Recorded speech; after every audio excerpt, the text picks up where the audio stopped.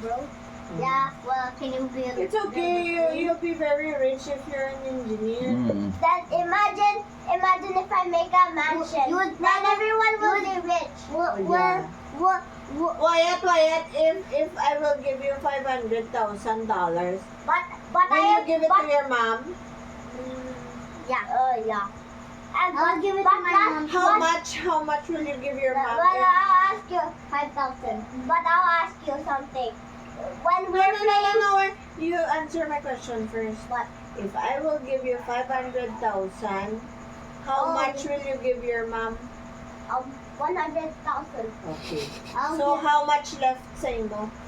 400,000. Oh, di ba? Maya. Is it okay? But- How about your dad? Yeah, you will not give your papa. I'll give him 2 plus 2. Pesos lang. Plus to ano? Wait, plus $200. $200,000. Okay.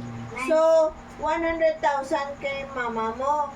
And then 200,000 kay papa. How much left sa imo? If 500 yata to sa imo.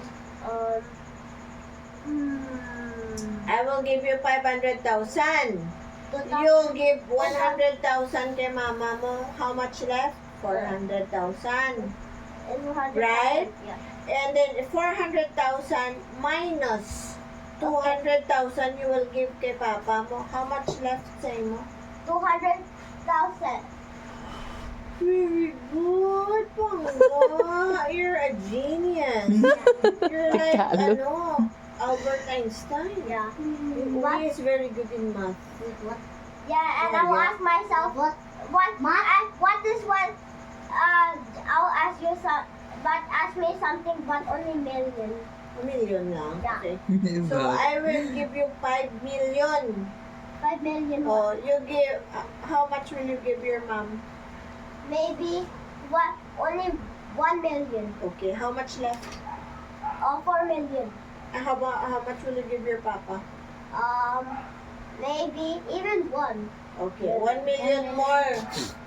So, 5 million minus 1 million is 4 million.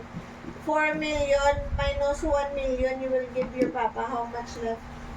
Same. 3 million. Oh, very. Now ask me a trillion. Oh, di po. 3,500,087. Bro. Trillion. Trillion man na! Whole number lang. A whole number lang. Yeah, like 1T. 1T. Ito eh, 1 million